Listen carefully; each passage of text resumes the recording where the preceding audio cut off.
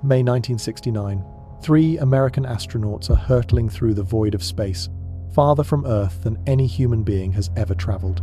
Thomas Stafford, John Young, and Eugene Cernan, the crew of Apollo 10, are on a dress rehearsal mission for what would become humanity's greatest achievement just 2 months later. Their spacecraft swings around the moon, and for approximately 1 hour, they disappear behind the lunar surface. No radio contact with Houston, no communication with Earth, just 3 men, alone in the cosmic darkness, with nothing but the cold silence of space surrounding them. And then, something happens. Something that would remain buried in classified files for nearly 50 years. Through their headsets, the astronauts begin hearing sounds. Strange, eerie, whistling sounds that none of them can explain. Eugene Cernan, the lunar module pilot, breaks the silence first. "You hear that? That whistling sound? Boy, that sure is weird music." His crewmates confirm. They all hear it. For nearly an hour, this mysterious audio phenomenon continues. Sounds that Cernan describes as outer space-type music. The kind of thing you might expect in a science fiction film. Except this is no movie. This is real, and it is happening on the far side of the moon, in a place where no human ears have ever listened before. Now, here is where the story gets really interesting. When Apollo 10 returned to Earth, the astronauts faced a decision. Do they report what they heard? Do they tell NASA about this unexplained phenomenon? They chose silence, not because they did not think it was important, but because they were terrified of what might happen to their careers. You have to understand the culture of NASA in the 1960s. These were military test pilots, men of the right stuff era, individuals who prided themselves on nerves of steel and unshakable composure. Admitting that something scared you, admitting that you heard strange music from outer space, could be a career-ending confession. The astronauts whispered among themselves about whether to report it. In the recordings, you can actually hear them debating. One of them says, plainly, "No one will believe us." And so, the tapes were filed away, classified, forgotten. For decades, only a handful of people knew this incident had ever occurred. The transcripts were technically declassified in 1973, but they sat unnoticed in government archives, gathering dust while the world moved on. It was not until 2016 that the audio recordings themselves resurfaced, featured in a Discovery Channel documentary called NASA's Unexplained Files. When the story broke, it sent shockwaves through the space community. Here was actual audio evidence of astronauts encountering something they could not explain, and choosing to keep it secret for fear of professional consequences. But here is what makes this story even more fascinating. Al Worden, an astronaut who flew on Apollo 15, watched the documentary and offered his own perspective, and his take was not what you might expect. The Apollo 10 crew was very used to the kind of noise that they should be hearing, Worden said. Logic tells me that if there was something recorded on there, then there was something there. He went further, suggesting that NASA had a history of withholding information from the public when officials believed it was in the public's best interest. Now, before you go down the rabbit hole of alien conspiracies, let me tell you what actually caused those sounds. Because the truth, while less sensational than extraterrestrial contact, reveals something important about how mysteries get created and how they get solved. Michael Collins, the Apollo 11 astronaut who would orbit the moon alone while Neil Armstrong and Buzz Aldrin walked on its surface, heard the exact same phenomenon.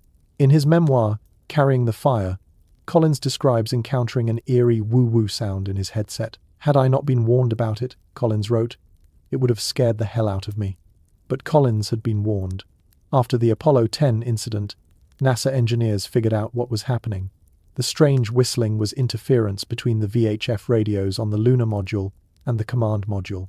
When the two spacecraft separated but remained in relatively close proximity, their radio systems created feedback, a kind of electronic resonance that produced those haunting sounds. The radio technicians, rather than the UFO fans, had a ready explanation for it, Collins noted. It was interference between the lunar modules and command module's VHF radios. Mystery solved, right? Well, not entirely. Because the real mystery here is not about alien music. It is about secrecy. It is about what happens when human beings encounter something they cannot immediately explain, and how institutions respond to the unknown. Think about it. The Apollo 10 astronauts were among the most highly trained individuals on the planet. They had spent years preparing for this mission.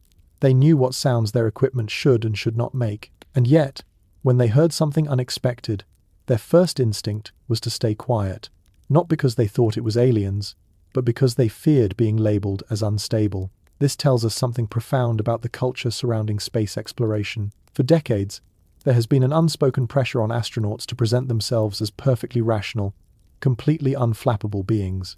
Any hint of uncertainty, any suggestion that something strange occurred, could be grounds for removal from flight status. And this culture of silence raises an uncomfortable question. What else might astronauts have seen or heard that they never reported? Al Worden himself acknowledged this possibility. "We'd had a lot of incidents where guys who flew in space saw and heard things that they didn't recognize," he said. "And you wonder about all of that." The far side of the moon, that mysterious hemisphere that always faces away from Earth, has been the subject of speculation and conspiracy theories since humans first realized it existed. Some people call it the dark side, though that name is misleading. The far side receives just as much sunlight as the side we see. It is only dark in the sense that it remained hidden from human observation for most of our history. But the far side is genuinely different, dramatically so. While the near side of the moon is covered with vast, dark volcanic plains that ancient astronomers mistook for seas, the far side is a battered, cratered wasteland that looks more like Mercury or the moons of Jupiter. Only 1% of the far side is covered by these volcanic maria, compared to 31% on the near side. Why are the two hemispheres so different? How did this cosmic asymmetry come to be? And what secrets might be hiding in those ancient craters, in the permanently shadowed regions where sunlight has not touched the surface for billions of years? These are the questions that have driven space agencies to return to the moon. Not for flags and footprints this time, but for answers. In June of 2024, China's Chang'e 6 mission accomplished something that had never been done before in human history. It collected samples from the far side of the moon and brought them back to Earth. For the first time, scientists are holding actual pieces of the moon's hidden face in their hands, analyzing rocks that could rewrite everything we thought we knew about how our cosmic neighbor formed. The initial results have been, frankly, shocking. Researchers have found evidence of volcanic activity dating back 4.2 billion years, far older than anyone expected. They have discovered that the water content in the far side's mantle is significantly lower than on the near side, suggesting a fundamental asymmetry in the moon's internal structure. And they have detected traces of an ancient magnetic field that challenges existing theories about the moon's core. Professor Mahesh Anand of the Open University in the United Kingdom put it bluntly, "These findings are turning many of the well-established hypotheses and theories in the field of lunar science upside down. And this is just the beginning." Over the next 2 hours, we are going to journey to the dark side of the moon together. We will uncover declassified government programs that sound like they belong in a spy thriller, including a secret 1950s plan by the United States Air Force to detonate a nuclear bomb on the lunar surface. We will examine the conspiracy theories that have surrounded the moon landings for decades and separate fact from fiction using evidence that is beyond dispute. We will explore the mysterious structures that radar has detected beneath the far side surface and investigate why space agencies around the world are suddenly racing to the moon's south pole. This is a story about secrets, some that were kept deliberately, others that simply got lost along the way. It is a story about the human drive to explore the unknown and the uncomfortable truths we sometimes discover when we do. By the way, I am MR.H. And if this is your first time joining me on one of these deep dives into the mysteries of our universe, welcome aboard.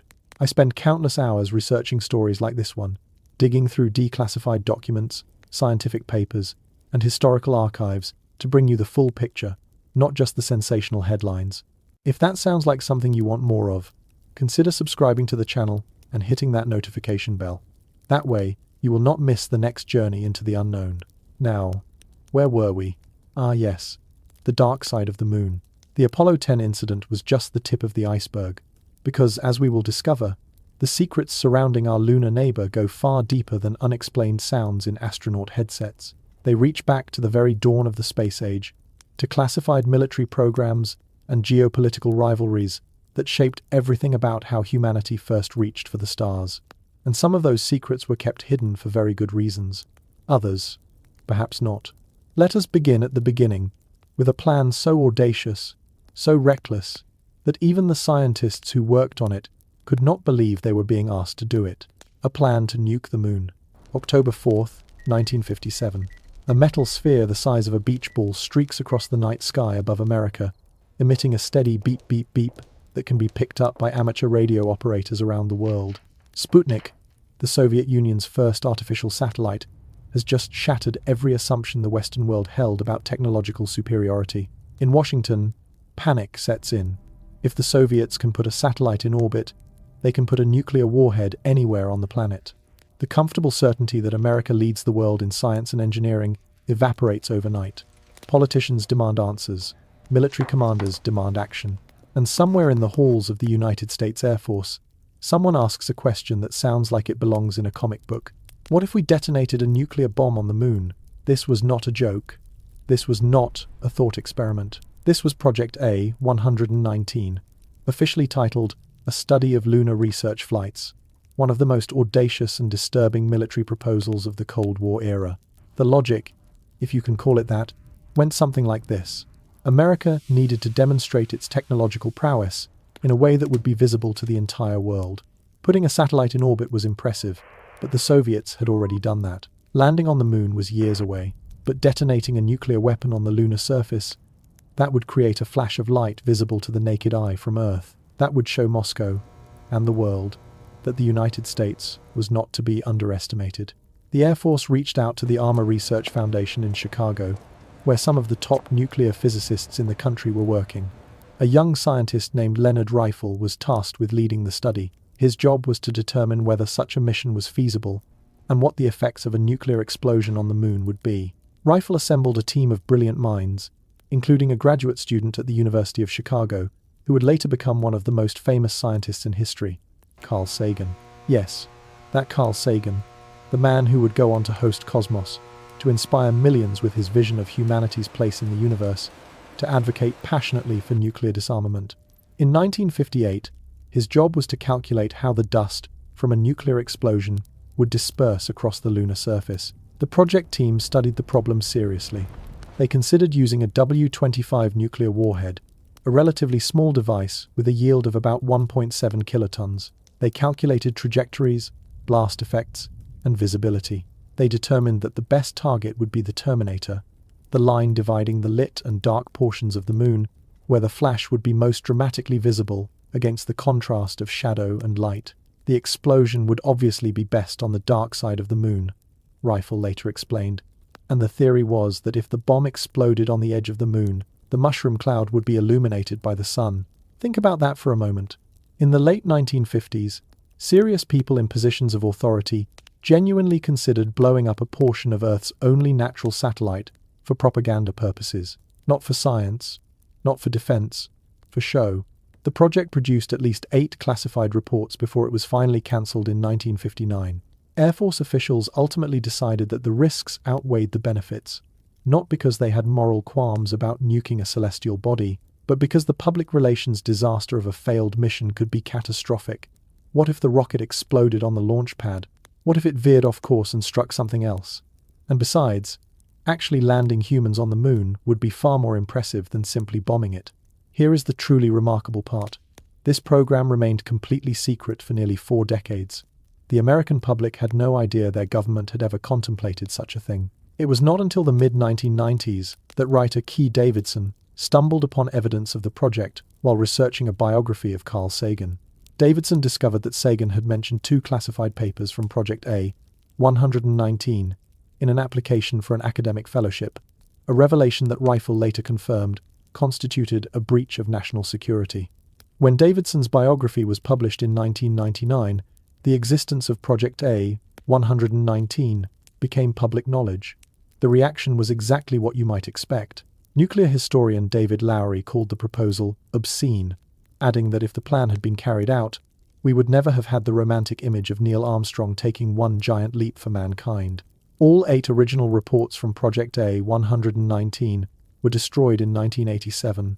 Whatever additional details they contained about America's plan to nuke the moon are lost to history. But Project A119 was hardly the only secret program lurking in the shadows of the space race. While NASA presented itself to the world as a civilian agency dedicated to peaceful exploration, the reality was far more complicated. From its very inception, NASA maintained deep and often hidden connections to the military and intelligence communities. Consider the Manned Orbiting Laboratory, or MOL, a program that most Americans have never heard of, despite the fact that it selected 17 astronauts and spent years in development. On paper, MOL was a space station designed for scientific research. In reality, it was a spy platform operated by the United States Air Force. The MOL astronauts were not NASA personnel. They were military officers trained to conduct reconnaissance missions from orbit, photographing Soviet military installations and monitoring enemy communications. The entire program was classified at the highest levels, and its true purpose remained hidden from the public throughout its existence. Michael Yaramovich, who served as technical director of the Air Force's MOL effort, later described the program's real mission without ambiguity. "We are going to go look behind the Iron Curtain, defend the nation while doing the exciting things of manned spaceflight." When MOL was cancelled in 1969, largely due to the development of unmanned spy satellites that could accomplish the same objectives more cheaply, 3 of its astronauts transferred to NASA. Robert Crippen, who would later pilot the first space shuttle mission, was among them. The skills they developed in a secret military program became part of America's civilian space effort. More than 20,000 pages of MOL documents were finally declassified decades later, but even today, portions of the program remain shrouded in secrecy. Some aspects of what those astronauts were trained to do in orbit have still never been revealed to the public. And then there are the tapes. In 2006, news broke that sent shockwaves through the space history community. NASA had lost the original recordings of the Apollo 11 moonwalk. Not copies, not duplicates, the actual, original telemetry tapes containing the highest quality footage of humanity's first steps on another world were gone. The search that followed was exhaustive. Teams of researchers combed through archives at the Goddard Space Flight Center, the National Archives, and storage facilities around the world. They interviewed retired engineers who had worked on the Apollo program. They followed every lead, checked every box. The conclusion they reached was devastating. In the 1970s and 80s, NASA faced a severe shortage of magnetic data tapes. The agency needed somewhere to store the flood of information coming back from satellites and space probes. And so, in a decision that would later be described as one giant blunder for mankind, program managers authorized the erasure and reuse of approximately 200,000 tapes, including, almost certainly, the original Apollo 11 recordings. The tapes containing Neil Armstrong's first steps on the moon were recorded over with satellite data. Gone forever. Dick Nafzger, the NASA television specialist who led the search, did not try to sugarcoat the finding. "We're all saddened that they're not there," he said. "We all wish we had 2020 hindsight. I don't think anyone in the NASA organization did anything wrong. I think it slipped through the cracks, and nobody's happy about it." Douglas Brinkley, the Pulitzer Prize-nominated historian, was less forgiving. "It's surprising to me that NASA didn't have the common sense to save perhaps the most important historical footage of the 20th century," he said. The loss, he added, was mind-boggling. Roger Launius, who served as NASA's chief historian, offered a more systemic critique. "This is a problem inside the entire federal government," he observed. "They don't think that preservation is all that important." Now, NASA is quick to point out that no footage was actually lost. The moonwalk was broadcast live to an estimated 530 million viewers around the world, and countless recordings were made of that broadcast. What was lost was the original, uncompressed signal, footage that, if recovered, could have been digitally enhanced to reveal details never before visible to the public eye. Conspiracy theorists, predictably, seized on this revelation. If NASA could lose the most important recordings in human history, what else might have gone missing? What other evidence might have been, deliberately or accidentally, erased? The rational answer is that bureaucratic incompetence, not sinister cover-ups, explains the loss. Government agencies are notoriously bad at long-term preservation. Budget constraints force difficult decisions. The people who understand the historical significance of materials are rarely the same people responsible for storing them. But the incident reveals something important about how history is preserved, or not preserved, when it comes to space exploration. The assumption that someone else must be taking care of the important stuff has led to the loss of irreplaceable artifacts again and again. What other secrets have slipped through the cracks? What other recordings, documents, and samples have been lost to time, neglect, or deliberate destruction? We may never know. What we do know is that the space age was never as transparent as the public was led to believe. Behind the triumphant images of astronauts and rockets, behind the inspiring speeches about peaceful exploration and human achievement, there were always shadows. Military programs hidden behind civilian facades, nuclear weapons targeting the moon, intelligence agencies working hand in glove with space scientists. And somewhere in the vast archives of Cold War bureaucracy, there are almost certainly secrets that have never been revealed. Documents that were destroyed rather than declassified, programs that were cancelled before they could be exposed, incidents that participants took to their graves. The far side of the moon, that mysterious hemisphere hidden from human eyes for all of history, became a canvas onto which Cold War anxieties were projected. It was the perfect target for nuclear demonstration because it was unknown, unreachable, and utterly alien. It represented everything that both superpowers feared about each other: the ability to strike where the enemy could not see, could not predict, could not defend. In the end, humanity chose exploration over destruction. We sent astronauts to walk on the moon rather than missiles to bomb it. We planted flags and footprints instead of craters. But the fact that we came so close to choosing differently, that serious people in serious positions seriously considered nuking our celestial neighbor, should give us pause. It reminds us that the space program was never purely about curiosity and wonder. It was also about power, fear, and the willingness to do almost anything to prove dominance over an adversary. The secrets of that era are still emerging, one declassified document at a time. And as we will discover in the next part of our journey, the Soviet Union had secrets of its own, secrets that would remain hidden behind the Iron Curtain for decades, and that would only be revealed when their spacecraft finally pierced the darkness of the moon's far side. For as long as humans have existed, we have looked up at the moon and seen the same face staring back at us, the same craters, the same dark patches that ancient astronomers mistook for oceans, the same mysterious man in the moon that parents point out to their children on clear nights. But there was always another face, a face that no human eye had ever seen, a face that remained perpetually turned away from Earth, as if the moon itself was hiding something. The reason for this cosmic shyness is a phenomenon called tidal locking. Billions of years ago, when the moon was much closer to Earth, gravitational forces gradually slowed its rotation until the time it took to spin, once on its axis, exactly matched the time it took to orbit our planet. The result is that the same hemisphere always faces us, while the other hemisphere remains forever hidden from direct observation. For centuries, scientists could only speculate about what lay on that hidden side. Some imagined it would look identical to the near side, covered with the same mix of bright highlands and dark volcanic plains. Others wondered if it might harbor something entirely unexpected. A few romantics even dared to hope for signs of life, perhaps alien cities or structures built by civilizations unknown. The truth, when it was finally revealed, turned out to be stranger than almost anyone had predicted. October 7th, 1959. A date that should be remembered alongside the great moments of human discovery, yet remains virtually unknown outside of space history circles.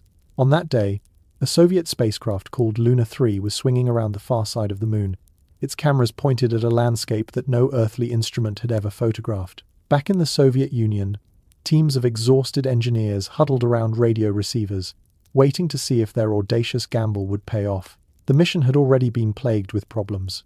The spacecraft's communication systems were temperamental, the trajectory had required constant adjustment, and the photography system itself was an engineering marvel, held together, almost literally, with hope and determination. Luna 3 carried something unprecedented, an onboard photo laboratory. The spacecraft would photograph the far side using special film, then automatically develop that film in a tiny chemical processing unit, scan the resulting images, and transmit them back to Earth as radio signals. Nothing like this had ever been attempted. The margin for error was essentially zero. As the spacecraft approached its target, mission controllers in Crimea realized they were picking up interference that threatened to drown out the precious signals. The legendary chief designer Sergei Korolev, whose identity was kept so secret that even his own cosmonauts did not know his name, took drastic action. He ordered ships of the Soviet Black Sea Fleet to cease all radio communications. He dispatched boats to cruise the waters, searching for any source of interference. He had traffic police block roads near the receiving station. For Korolev, failure was not an option. The stakes were too high, the moment too important. When the first image began materializing on paper, The tension in the room was unbearable. Engineers crowded around, holding their breath, watching as the dots and lines slowly resolved into something. A picture. A real picture of the far side of the moon. And then something happened that still amazes historians to this day. The designer responsible for receiving the data looked at that first image, the first photograph ever taken of the moon's hidden face, and ripped it to pieces. The quality was terrible, noisy, streaky, barely recognizable. And in that moment, with the world watching and the reputation of Soviet science on the line, he made a split-second decision to gamble everything on the next frames being better. They were, not by much, but enough. When the subsequent images came through with marginally improved quality, Korolev himself took one of the photographs, inscribed it with a personal note, and breathed a sigh of relief. The gamble had paid off. The Soviet Union had just accomplished something that would have seemed like pure fantasy just a few years earlier. Luna 3's cameras captured 29 photographs covering roughly 70% of the far side. 17 of these frames were successfully transmitted back to Earth, and 6 were eventually published for the world to see. The images were grainy, blurry, and required extensive processing to interpret.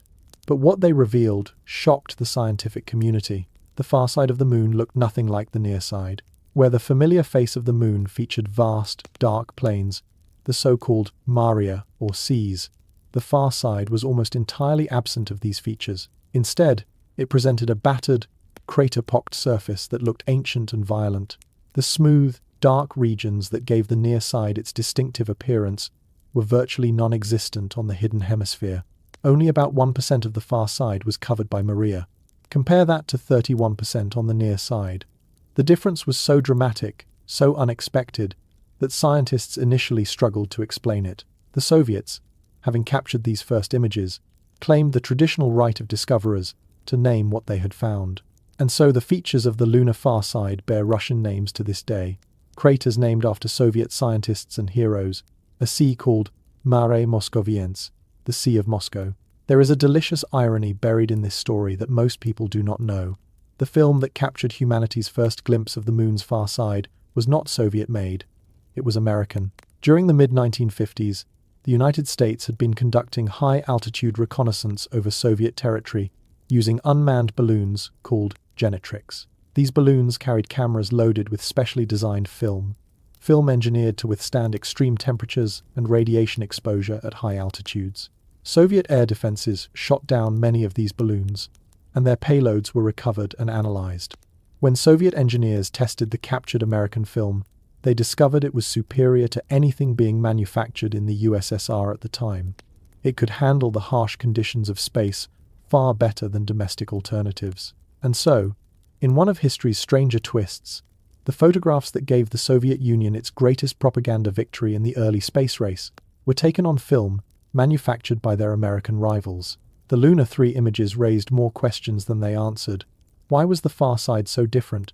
What geological processes could explain such a dramatic asymmetry between two hemispheres of the same world? These questions haunted planetary scientists for decades. Various theories were proposed, debated, and discarded.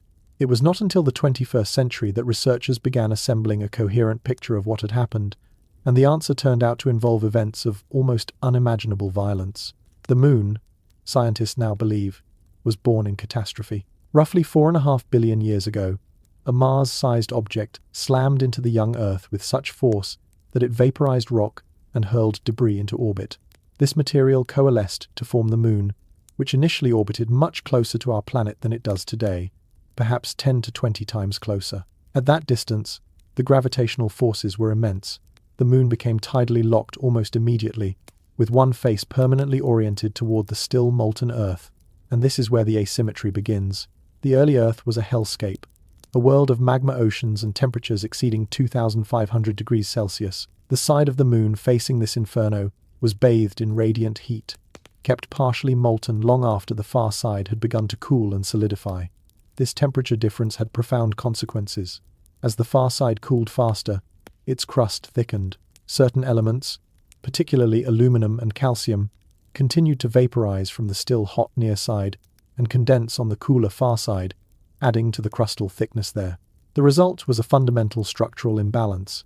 The near side ended up with a thinner crust and higher concentrations of radioactive elements like uranium and thorium, which generate heat through decay. This heat kept the near side's interior more active, more prone to volcanic eruptions, more likely to produce the lava flows that created the Maria.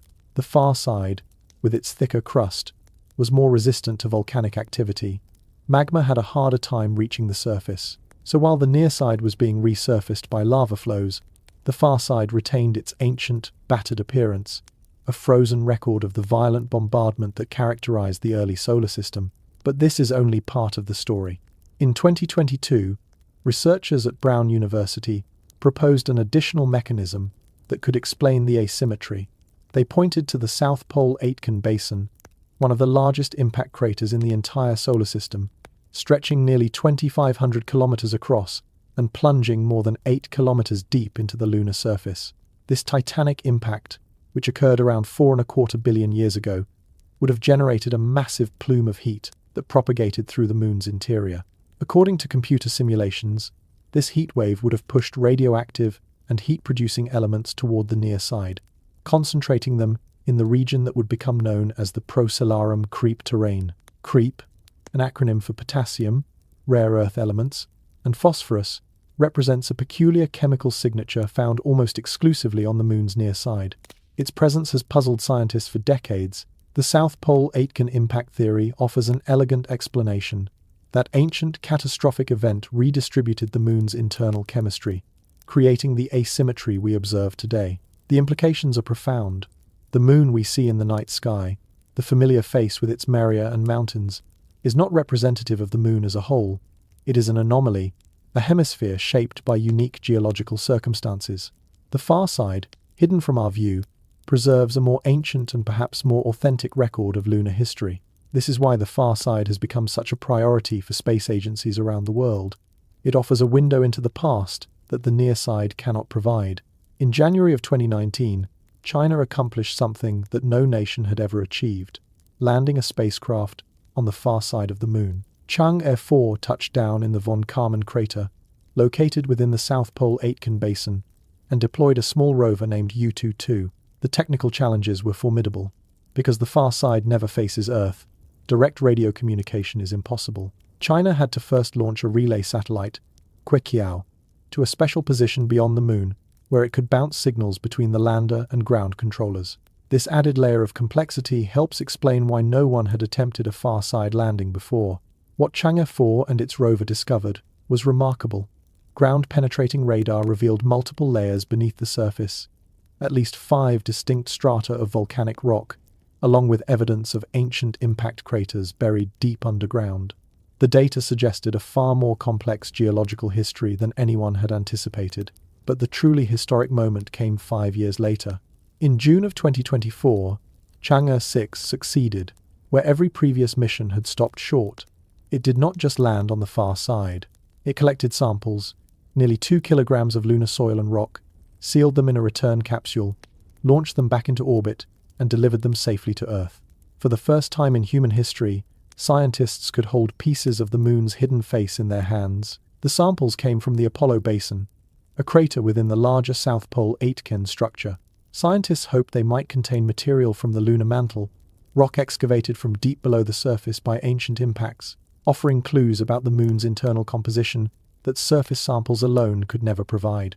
The initial analysis of Chang'e 6 samples has already begun reshaping our understanding of lunar evolution. Researchers found basalt fragments dating to 2.8 billion years ago, indicating volcanic activity far more recent than expected for this region. Even more surprising, they discovered a fragment of basalt dating to 4.2 billion years ago, the oldest creep-bearing rock ever found. This single sample challenges existing theories about how radioactive elements were distributed across the moon. If creep-rich materials exist on the far side as well as the near side, the hypothesis that a massive impact swept all these elements toward one hemisphere may need revision. The water content of far-side rocks also proved unexpectedly low, significantly lower than near-side samples. This suggests a fundamental difference in the moon's internal water distribution between the two hemispheres, adding yet another mystery to the growing list. Professor Mahesh Anand, a leading lunar scientist at Britain's Open University, summarized the significance. The Chang'e 6 findings are forcing researchers to re-examine long-held assumptions about how the moon formed and evolved. Theories that seemed settled are now back on the table. We are witnessing, in real time, the rewriting of lunar science, and we are only getting started. China has announced plans for Chang'e 7 in 2026, which will search for water ice near the lunar South Pole, and Chang'e 8 in 2028, which will test technologies for using lunar resources. NASA's Artemis program aims to return humans to the moon before the end of this decade, with a focus on the same South Polar region. The far side of the moon, hidden from human eyes for all of history, is finally yielding its secrets. But as we will discover in the next section, not everyone believes the official explanations. For decades, conspiracy theories have swirled around the moon landings, theories that range from the merely implausible to the genuinely bizarre. Before we dive into that rabbit hole, I am curious about something. Right now, people are watching this video from every corner of the planet, from Tokyo to Toronto, from Sao Paulo to Stockholm. Some of you are catching this during your morning coffee. Others are winding down after a long day. A few night owls are probably watching at 2 in the morning when you should definitely be sleeping. Drop a comment and tell me where you are tuning in from and what time it is where you are. I always find it fascinating to see how far these stories travel. There is something poetic about discussing the moon while knowing that some of you are looking up at the same lunar face that has captivated humanity for millennia, while others are watching during daylight hours when the moon hides behind the blue sky. Wherever you are, and whatever time your clock reads, thank you for being here. Now, let us separate fact from fiction, and the truth, as it turns out, is far more interesting than any conspiracy. Let me tell you about the time Buzz Aldrin punched a man in the face. It was September of 2002. Aldrin, then 72 years old, was leaving a Beverly Hills hotel when a filmmaker named Bart Sibrel ambushed him with a camera crew. Sibrel had made a career out of confronting Apollo astronauts, demanding they swear on a Bible that they had actually walked on the moon. He called Aldrin a coward, a liar, and a thief. Aldrin's response was swift and decisive. One punch, right to the jaw. The police investigated. Prosecutors reviewed the footage. No charges were filed. The general consensus seemed to be that Sibrel had it coming. This incident captures something essential about the moon landing conspiracy movement. On one side, you have men who risked their lives traveling 250,000 miles through the void of space, who watched Earth shrink to the size of a marble outside their windows, who bounced across an alien landscape, knowing that the slightest malfunction would mean certain death. On the other side, you have people who watched grainy television footage and decided, from the comfort of their living rooms, that it must all be fake. The moon landing hoax theory did not emerge immediately after Apollo 11. In fact, for several years following Neil Armstrong's historic first steps, virtually no one questioned whether the missions were real. It was not until 1974, 5 years after the first landing and 2 years after the last, that a former technical writer named Bill Kaysing self-published a book titled "We Never Went to the Moon: America's $30 billion Swindle." Kaysing had worked for a company that manufactured rocket engines for NASA. His credentials sounded impressive, but his actual job had been writing technical documentation, not engineering spacecraft. He had left the company in 1963, 6 years before Apollo 11, and had no direct involvement with the lunar program. His book laid out arguments that conspiracy theorists have been recycling ever since. The photographs look wrong. The shadows are inconsistent. The flag appears to wave in a vacuum. There are no stars visible in the sky. The astronauts could not have survived the radiation of the Van Allen belts. Every single one of these claims has been debunked, exhaustively, repeatedly, by experts in photography, physics, astronomy, and space engineering. The rebuttals are publicly available, well documented, and scientifically rigorous. And yet the theories persist. Why? Understanding the answer requires looking beyond the specific claims to the psychology that underlies them. The moon landing conspiracy gained traction in the mid-1970s, a period when American trust in government institutions had collapsed. The Pentagon Papers had revealed systematic lying about the Vietnam War. Watergate had exposed criminal corruption at the highest levels of the executive branch. The Church Committee hearings had uncovered illegal surveillance, assassination plots, and other abuses by intelligence agencies. If the government could lie about wars and assassinate foreign leaders, the reasoning went, surely they could fake a moon landing. This context matters. Conspiracy theories do not emerge from nowhere. They feed on legitimate grievances and real instances of institutional deception. The problem is, that they then extrapolate wildly, seeing cover-ups where none exist, and refusing to accept evidence that contradicts their conclusions. Let us examine the major claims one by one. The waving flag is perhaps the most persistent argument. In footage of the Apollo 11 landing, the American flag appears to flutter as if blown by wind. Since the moon has no atmosphere, this seems impossible. Therefore, the footage must have been shot in a studio on Earth. The explanation is remarkably simple. NASA knew that a flag would hang limply in the lunar vacuum, creating an uninspiring image. So engineers designed a special flagpole with a horizontal rod running along the top, holding the flag extended. When astronauts planted the pole and adjusted its position, they created oscillations in the fabric that took a long time to dampen in the low-gravity, airless environment. The flag was not flapping in the wind, it was wobbling from being handled, and without air resistance, those wobbles lasted longer than they would on Earth. Watch any footage carefully. Once the astronauts step away from the flag, it stops moving completely. It never waves again. A flag in wind would show continuous random motion. The Apollo flags show exactly what physics predicts for a disturbed fabric in a vacuum. The missing stars present another popular argument. Photographs from the lunar surface show a pitch-black sky devoid of stars. Since the moon has no atmosphere to scatter light, surely the stars should be brilliantly visible. Anyone with basic photography knowledge can explain this immediately. The lunar surface in daylight is extremely bright. Astronauts in white spacesuits, standing on reflective grey soil under direct, unfiltered sunlight. To properly expose this scene, cameras had to use fast shutter speeds and small apertures. Under those settings, faint objects like stars simply do not register on film. The same thing happens if you try to photograph stars while standing under stadium lights. Apollo astronauts actually reported that stars were difficult to see with their naked eyes as well, at least while on the sunlit surface. Their eyes were adapted to the bright environment. Only when they were in shadow, or inside the darkened spacecraft, did the stars become visible. The shadow inconsistencies argument claims that photographs show shadows pointing in different directions, suggesting multiple artificial light sources like those used in a film studio. A single light source, the sun, should create parallel shadows. This one fails basic geometry. Shadows only appear parallel when cast on a perfectly flat plane. The lunar surface is anything but flat. It is covered with hills, depressions, rocks, and undulations. Shadows cast across uneven terrain naturally appear to diverge or converge, depending on the local topography. Additionally, perspective plays a role. Just as parallel railroad tracks appear to converge in the distance, parallel shadows can appear non-parallel when viewed from certain angles. Photography experts have analyzed these images extensively. Every supposed anomaly has been reproduced using a single light source and uneven surfaces. There is no mystery here, just a misunderstanding of how light and shadow behave in three-dimensional space. The Van Allen radiation belts present a more technical challenge. These are zones of charged particles trapped by Earth's magnetic field, and passing through them does expose astronauts to radiation. Some conspiracy theorists claim that this radiation would have been lethal, making the moon missions impossible. NASA engineers were well aware of this danger. They carefully planned the Apollo trajectories to minimize time spent in the most intense regions of the belts.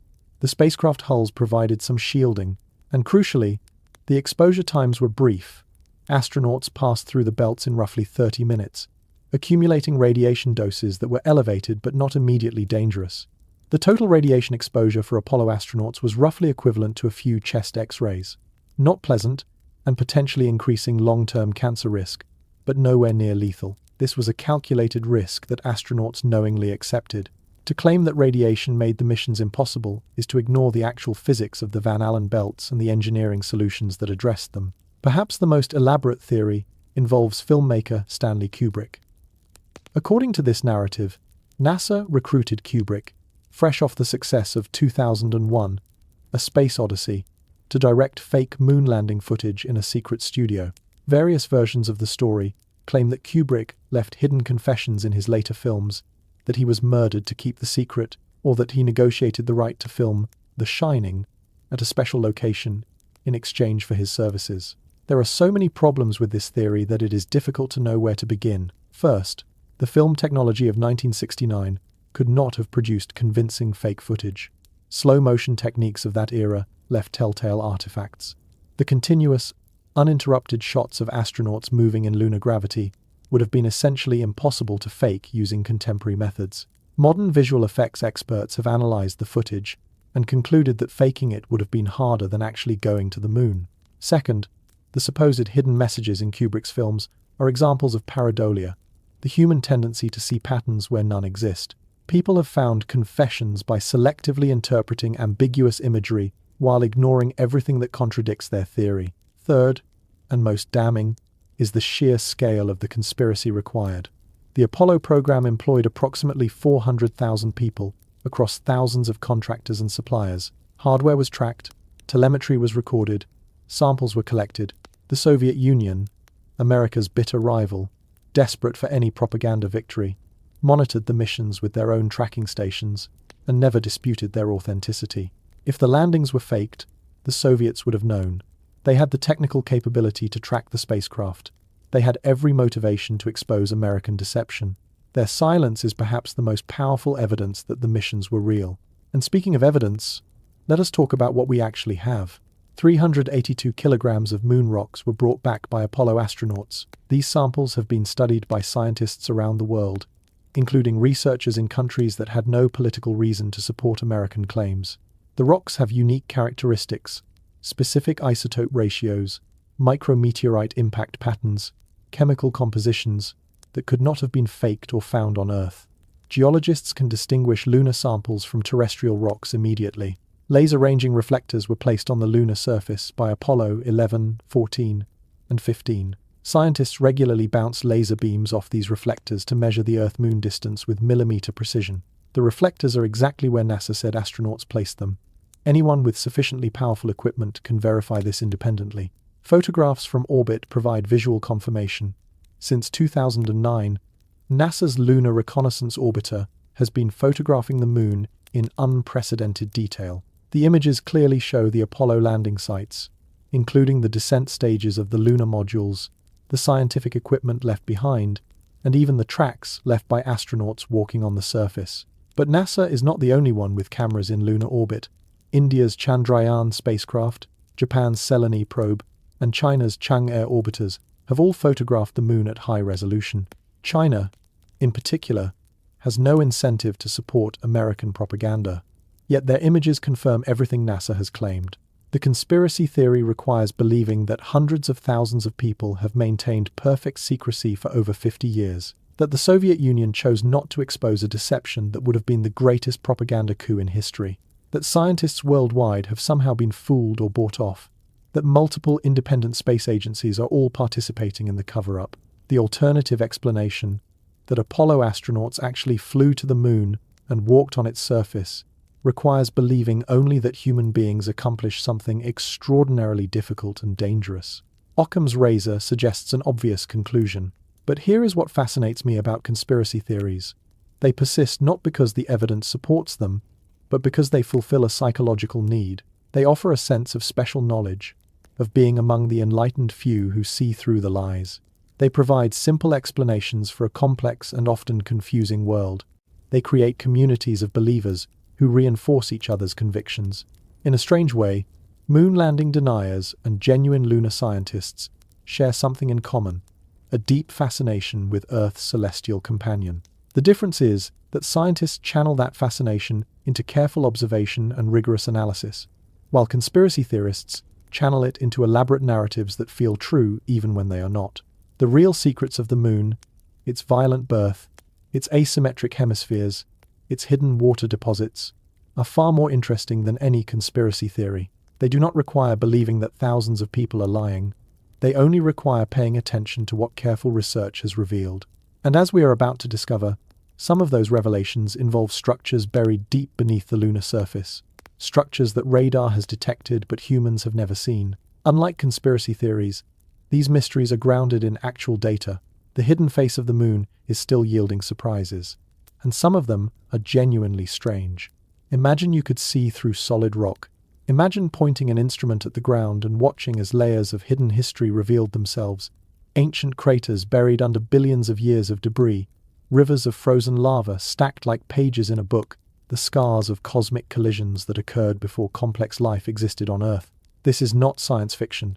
This is exactly what China's Chang'e 4 mission accomplished when it deployed ground-penetrating radar on the far side of the Moon in 2019. And what it found beneath the surface has forced scientists to completely rethink the geological history of our celestial neighbor. The U-22 rover, a small robotic vehicle about the size of a large suitcase, carried an instrument called the Lunar Penetrating Radar.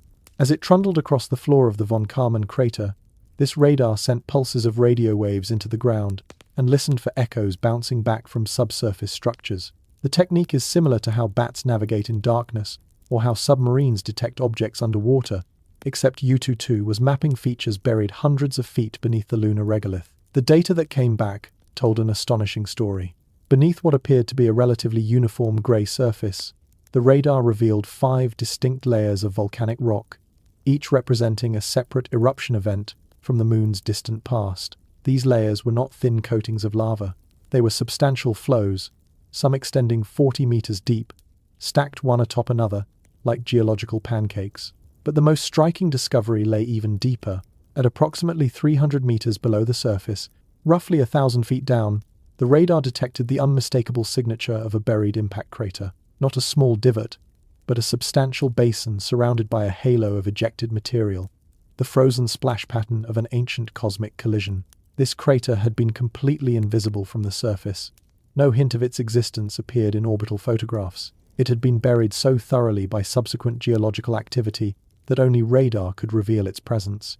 Jianqing Feng, an astrogeological researcher at the Planetary Science Institute who analyzed the data, described what the findings revealed about lunar evolution. The Moon, he explained, had cooled gradually over billions of years. Early in its history, volcanic eruptions were frequent and massive, producing thick flows of lava that buried the oldest impact craters. As the Moon's internal heat dissipated, these eruptions became less frequent, and the lava flows grew progressively thinner. The 5 layers detected by U-22 represent something like geological tree rings, a record of decreasing volcanic vigor over time. The oldest and deepest layers are the thickest, laid down when the Moon's interior was still hot and active. The youngest and shallowest layers are thin by comparison, the last gasps of a world running out of internal energy. What strikes researchers most is the violence this record implies. The buried crater at 300 meters depth dates to a period called the Late Heavy Bombardment, a chaotic interval roughly 4 billion years ago, when the inner solar system was pummeled by asteroids and comets at a rate vastly higher than today. The Moon's surface was being reshaped by impacts so frequently that geological features could be created and destroyed within relatively short spans of cosmic time. That buried crater tells us something profound. It was formed by a massive impact, excavating rock and spraying debris across a wide area. Then, before the crater could be obliterated by subsequent impacts, volcanic activity covered it with fresh lava. Then more impacts created new craters on top. Then more lava flows buried those. Layer upon layer, catastrophe upon catastrophe. The history of the early solar system was written in stone and then hidden from view, and we are only beginning to read it. The discoveries at von Karman crater prompted researchers to wonder what else might be lurking beneath the lunar surface. If one site could reveal such complex stratigraphy, what might be found elsewhere? In early 2025, scientists announced another unexpected finding, this time involving heat rather than buried structures. Using data from the Lunar Reconnaissance Orbiter, researchers identified a thermal anomaly on the far side of the Moon. A region approximately 50 kilometers in diameter was consistently measuring about 10 degrees Celsius warmer than its surroundings. 10 degrees might not sound like much, but on the Moon, where surface temperatures are governed almost entirely by solar exposure, and there is no atmosphere to redistribute heat, such a persistent temperature difference demands explanation. The leading hypothesis centers on a buried mass of granite. Granite is an unusual rock in the context of planetary geology. On Earth, it forms through complex processes involving water and the recycling of crustal material through plate tectonics. The Moon has neither liquid water nor plate tectonics, so granite should be exceptionally rare there. Yet the thermal signature suggests a substantial concentration of granite-type rock beneath this particular region, rock that contains elevated levels of radioactive elements like uranium and thorium. As these elements decay, they release heat. Enough of them concentrated in one place could create exactly the kind of warm spot that instruments detected. What could have produced such a concentration? The most likely explanation is that this is the buried remnant of an ancient volcano. Not a basaltic shield volcano like those that created the Maria, but something richer in silica and radioactive elements. The structure could be 3.5 billion years old, a frozen monument to a type of volcanism we did not know existed on the Moon. If this interpretation is correct, it means the Moon's geological diversity was far greater than previously understood. The hidden hemisphere may preserve evidence of volcanic processes that have no counterpart on the familiar near side. These discoveries illuminate a crucial point about the far side that even many space enthusiasts do not fully appreciate. The Moon is not geologically dead. For decades, textbooks described our satellite as a frozen world, its internal fires extinguished billions of years ago, its surface unchanged, except for the occasional meteor impact. The far side in particular seemed to embody this lifelessness, a battered, crater-saturated wasteland that had looked essentially the same since before dinosaurs walked the Earth. Chang'e mission data has complicated this picture considerably. Analysis of samples returned by Chang'e 5 from the near side revealed volcanic rocks only 2 billion years old, a billion years younger than scientists thought possible. This meant the Moon's interior retained enough heat to drive eruptions far longer than thermal models predicted. The Chang'e 6 samples from the far side have extended this timeline even further in the other direction. The 4.2 billion-year-old basalt fragment recovered from the Apollo basin is among the oldest volcanic rocks ever retrieved from any planetary body. Combined with the 2.8 billion-year-old samples from the same site, these specimens suggest volcanic activity on the far side persisted for at least 1.4 billion years. Something was keeping the Moon's interior warm enough to generate magma over extraordinarily long timescales. The exact mechanism remains debated. Tidal heating from gravitational interaction with Earth may have played a role. Concentrations of radioactive elements certainly contributed, but the full picture has not yet come into focus.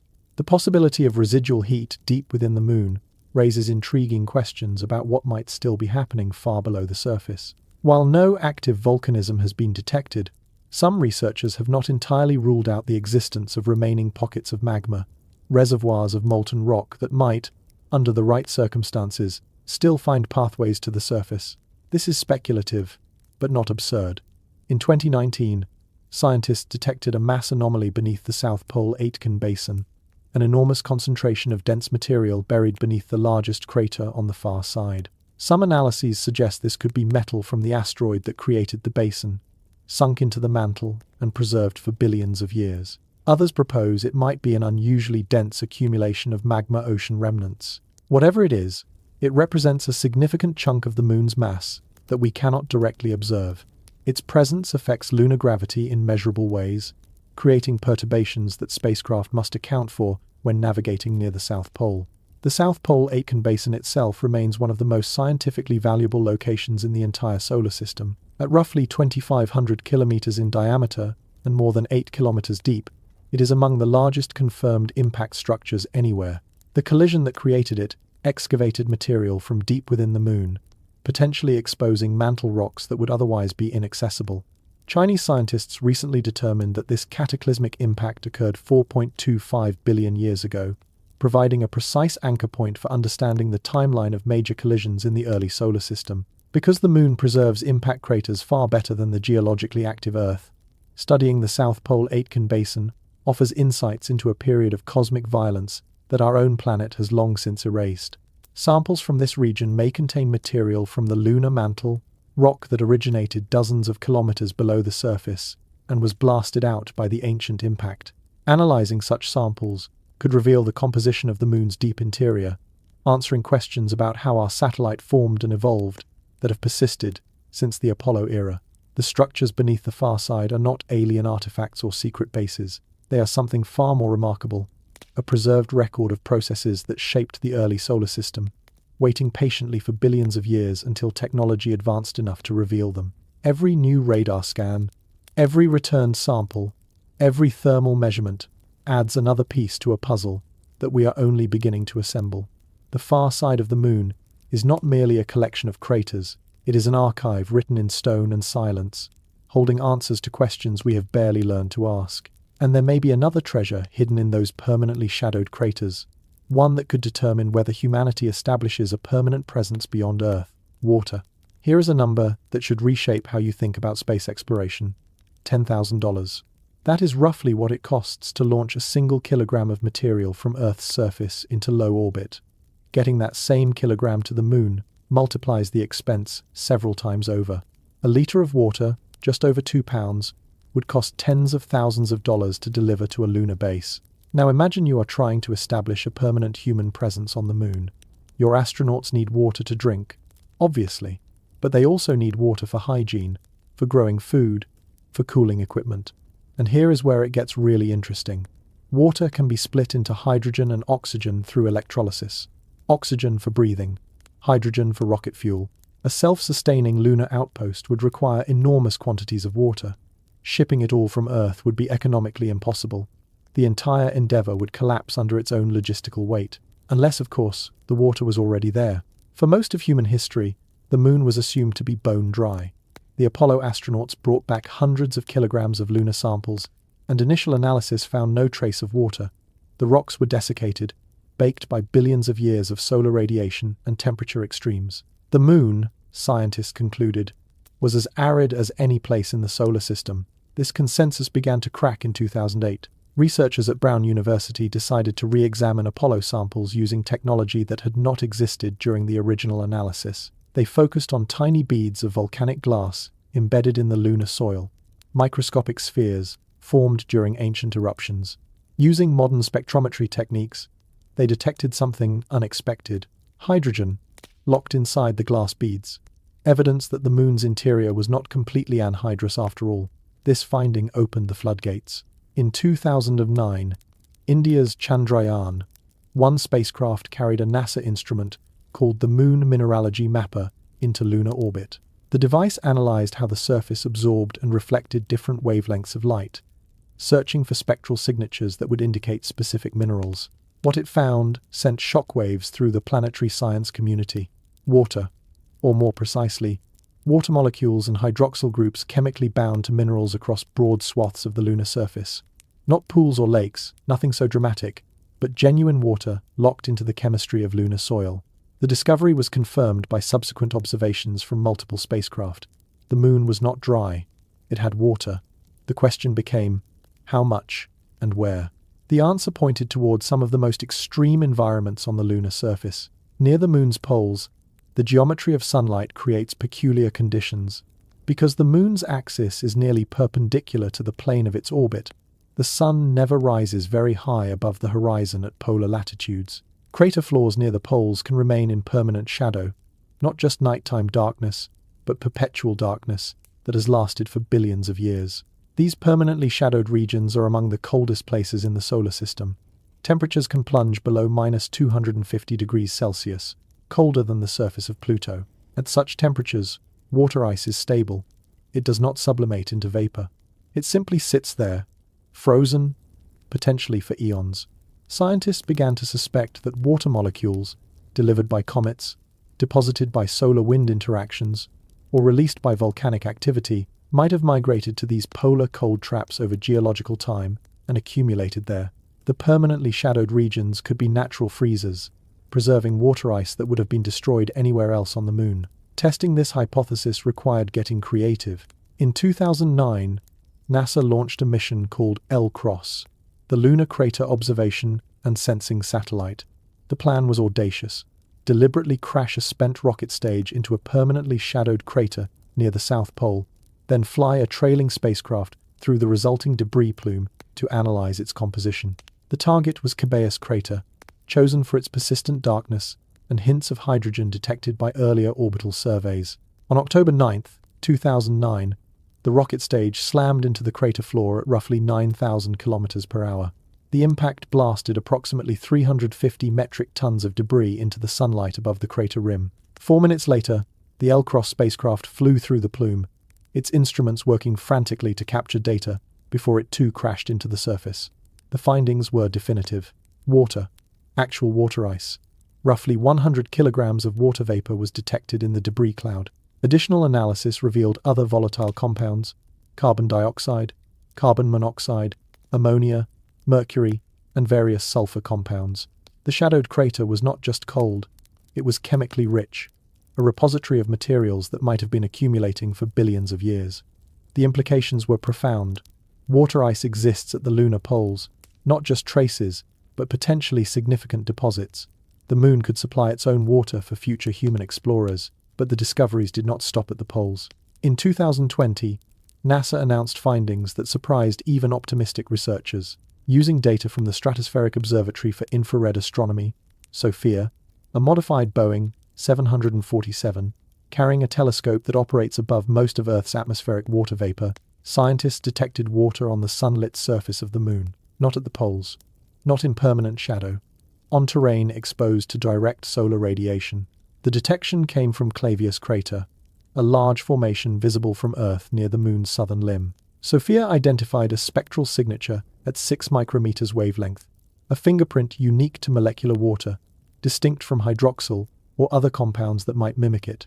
The concentrations were modest, roughly equivalent to a 12-ounce bottle of water distributed throughout a cubic meter of soil. The moon remains far drier than the driest terrestrial deserts, but the presence of any water on sunlit surfaces challenges assumptions about how water behaves on airless bodies. Where did this water come from? Several mechanisms are possible. Micrometeorites constantly bombard the lunar surface, and many of these tiny impactors contain water-bearing minerals. Solar wind, the stream of charged particles flowing from the sun, delivers hydrogen atoms that can bond with oxygen in lunar rocks to form hydroxyl and water molecules may migrate across the surface, hopping from location to location through a process called ballistic transport, eventually concentrating in certain areas. The full picture remains incomplete. Scientists do not yet know how deep the polar ice deposits extend, what form the ice takes, or how accessible it would be for extraction. Some deposits may be pure ice, others may be frost mixed intimately with regolith, still others may be thin coatings on individual soil grains. These details matter enormously for future utilization. Mining ice from a concentrated deposit is vastly easier than extracting scattered water molecules from bulk soil. The difference could determine whether lunar water becomes a practical resource or merely a scientific curiosity. This uncertainty has driven a new space race focused on the lunar South Pole. China's Chang'e 7 mission, scheduled for 2026, will specifically search for water ice near the South Pole. The spacecraft will carry instruments designed to detect subsurface ice, measure its distribution, and assess its potential for extraction. Chang'e 8, planned for 2028, will test technologies for using lunar resources in place, a critical step towards sustainable human presence. NASA's Artemis program has centered its human landing ambitions on the same region. The agency's planned Viper rover, the volatiles investigating polar exploration rover, was designed to drive into permanently shadowed regions and drill into the soil, directly sampling ice deposits to determine their character and extent. Budget pressures led NASA to cancel Viper in 2024, but the scientific objectives remain priorities for future missions. Private companies have entered the competition as well. Intuitive Machines, the Texas-based firm that achieved the first commercial lunar landing in February 2024, is planning missions specifically targeting the South Polar region. Their IM-2 mission aims to deploy a hopping drone that can venture into shadowed craters where wheeled rovers cannot go. The strategic importance of lunar water extends beyond drinking and breathing. Hydrogen and oxygen are the components of rocket propellant. A lunar base capable of manufacturing fuel from local water could serve as a refueling station for missions traveling deeper into the solar system. Spacecraft launched from the moon's surface require far less energy to escape than those launched from Earth, thanks to the moon's weaker gravity. Some analysts have compared lunar water to oil in the 20th century, a resource that could reshape geopolitical relationships and determine which nations dominate the next era of human expansion. Whoever controls access to lunar water gains an enormous advantage in the broader competition for space. This framing explains why NASA Administrator Bill Nelson has repeatedly expressed concern about Chinese activities at the lunar poles. The worry is not merely scientific rivalry, it is strategic competition for resources that could determine the trajectory of human civilization beyond Earth. The Chang'e 6 samples added another dimension to this story. Analysis revealed that the far side mantle contains significantly less water than the near side, a fundamental asymmetry in the moon's internal water distribution. Understanding why this difference exists could reveal details about how the moon formed and evolved, with implications for theories about Earth's own water origins. Water on the moon was once considered impossible, then improbable, then confined to exotic polar environments. Now we know it exists in multiple forms across the lunar surface, though its exact abundance and accessibility remain uncertain. The coming decade will answer many remaining questions. Rovers will drill, astronauts will explore, samples will return to laboratories on Earth, and at some point, someone will succeed in extracting water from lunar soil and using it to sustain human life on another world. When that happens, the moon will transform from a destination into a stepping stone, a place where explorers refuel and resupply before pushing outward to Mars and beyond. The hidden face of the moon may hold the key to humanity's future among the stars. We are living in a moment that future historians will mark as a turning point. Right now, as you listen to these words, spacecraft from multiple nations are orbiting the moon, mapping its surface in exquisite detail, measuring its gravitational field, photographing features that human eyes have never seen directly. Robots are crawling across the lunar regolith, drilling into ancient soil, collecting samples that will reshape our understanding of planetary formation, and this is only the beginning. Within the next 5 years, humans will walk on the moon again for the first time in over half a century. They will not simply plant flags and collect rocks like their Apollo predecessors. They will begin building the infrastructure for permanent habitation, the first tentative steps toward becoming a multi-world species. The far side of the moon, hidden from human observation for all of history until 65 years ago, stands at the center of this transformation. Consider what is scheduled to happen in just the next few years. Intuitive Machines, the company that achieved America's first commercial lunar landing in early 2024, is preparing an even more ambitious mission. IM-2 will touch down near the lunar South Pole, in a region where deep craters remain perpetually shadowed. The lander will deploy a small hopping drone named Grace, a propulsive vehicle that can leap into terrain too hazardous for wheels. Grace carries instruments developed by the German Aerospace Center and Freie Universität Berlin, including a radiometer designed to measure temperatures inside those shadowed craters without actually touching the surface. No spacecraft has ever directly explored a permanently shadowed region. The data Grace returns could revolutionize our understanding of where water ice exists and how it might be extracted. The mission team has been remarkably candid about the challenges. Simply landing safely would represent a major achievement. Getting the hopper to function in the extreme cold of permanent shadow would be another milestone entirely. But if everything works, humanity will peer into environments that have remained frozen and unchanged for billions of years. Natural time capsules preserving records of the early solar system. China's lunar program continues advancing with characteristic ambition and secrecy. Chang'e 7, targeted for 2026, will conduct the most comprehensive survey of lunar South Pole resources ever attempted. The mission architecture includes an orbiter, a lander, a rover, and a small flying probe, a coordinated system designed to search for water ice from multiple vantage points simultaneously. Chinese scientists have been explicit about their goal, determining whether the lunar South Pole contains resources sufficient to support long-term human presence. 2 years later, Chang'e 8 will take the next logical step. Rather than simply studying resources, it will test technologies for using them. The mission will experiment with in-situ resource utilization, converting lunar materials into useful products without relying on supplies from Earth. Success would demonstrate that sustainable lunar operations are technically feasible, not merely theoretical.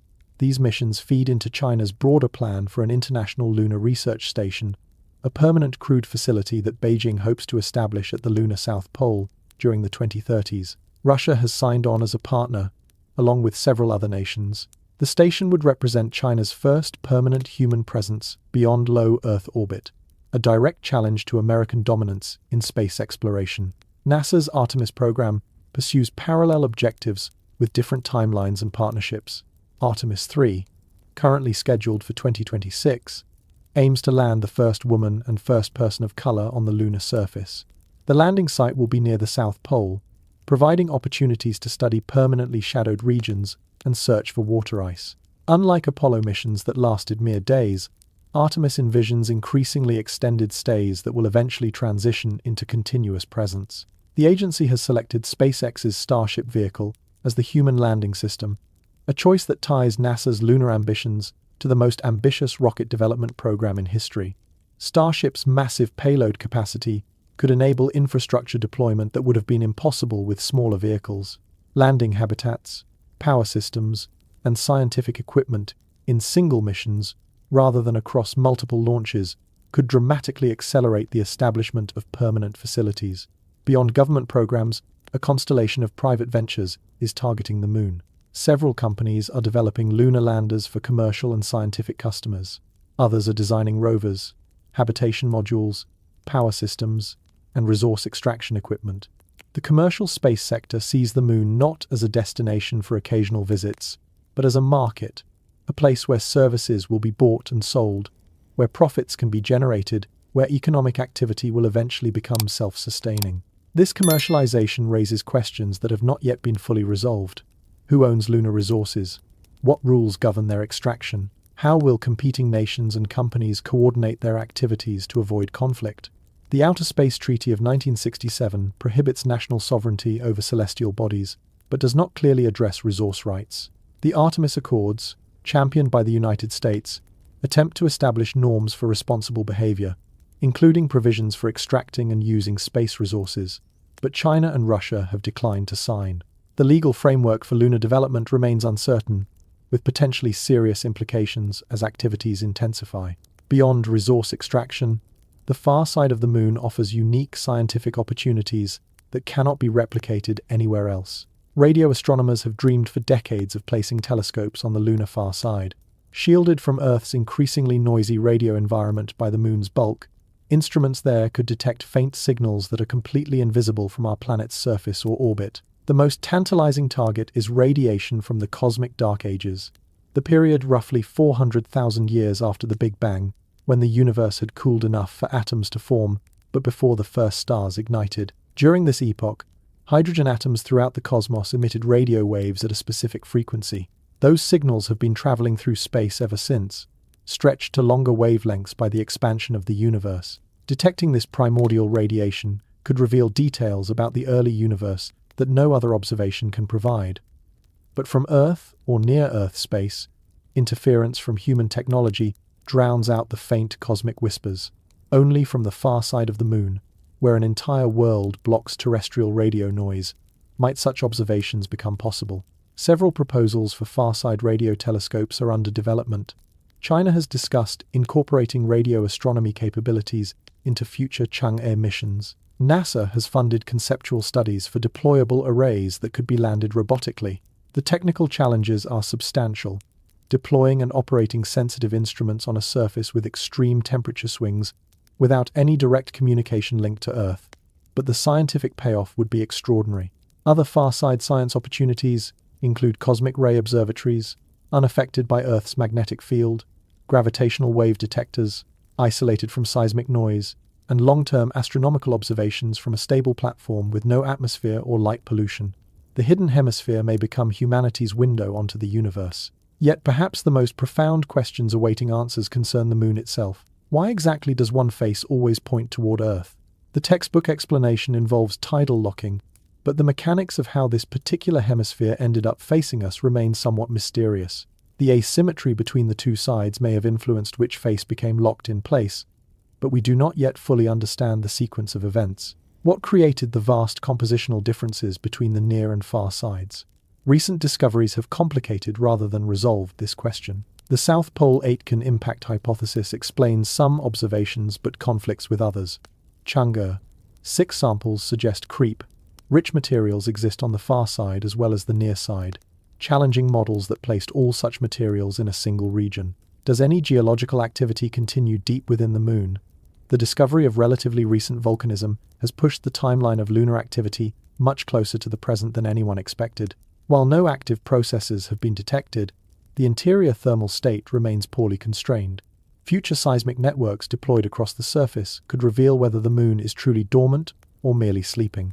And what exactly lies buried beneath the far side's ancient terrain? Ground-penetrating radar has revealed hints of complex structures, buried craters, volcanic layers, dense mass concentrations, but current instruments can only probe so deep.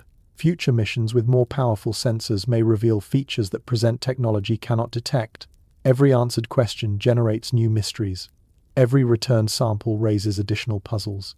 The moon, despite being humanity's closest celestial neighbor, despite being visited by 24 human beings and countless robotic explorers, remains a world we are only beginning to understand. The far side holds secrets that have waited 4.5 billion years to be discovered. We finally have the tools to find them. 65 years ago, a grainy photograph transmitted from a Soviet spacecraft revealed something that no human being had ever witnessed. The far side of the moon, that perpetually hidden face that had inspired myths and speculation since our ancestors first looked upward, was finally seen. The image was blurry, streaky, barely recognizable by modern standards. Yet it represented one of the most profound moments in the history of human knowledge. For the first time, we glimpsed a world that had been concealed from every generation that came before us. What Luna 3 revealed was not what anyone expected. The familiar face of the moon, the one poets wrote about, the one lovers gazed upon, the one that guided sailors and farmers for millennia, turned out to be an anomaly. The dark volcanic plains that create the illusion of eyes and a mouth exist almost nowhere on the hidden hemisphere. Instead, the far side presents a battered, crater-scarred landscape that speaks of violence rather than serenity. This single discovery shattered assumptions and spawned questions that we are still working to answer today.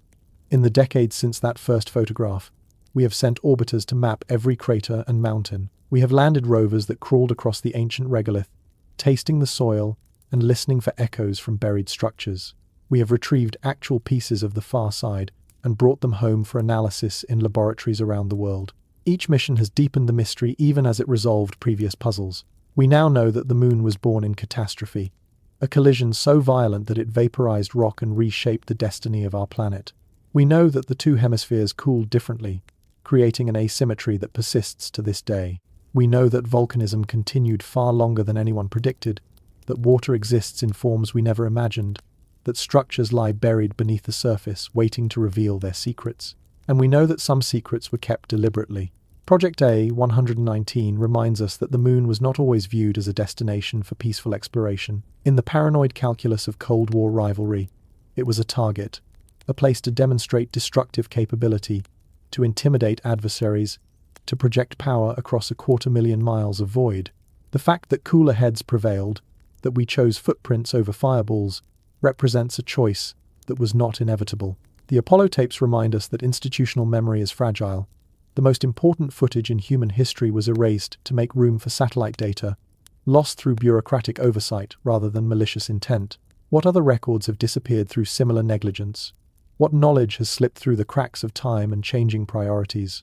The conspiracy theories remind us that evidence alone cannot overcome determined disbelief. 382 kilograms of moon rocks, laser reflectors still functioning after 5 decades, photographs from multiple independent space agencies. None of this satisfies those who have decided the landings were fake. The psychological need to feel special, to possess hidden knowledge, can override any amount of proof.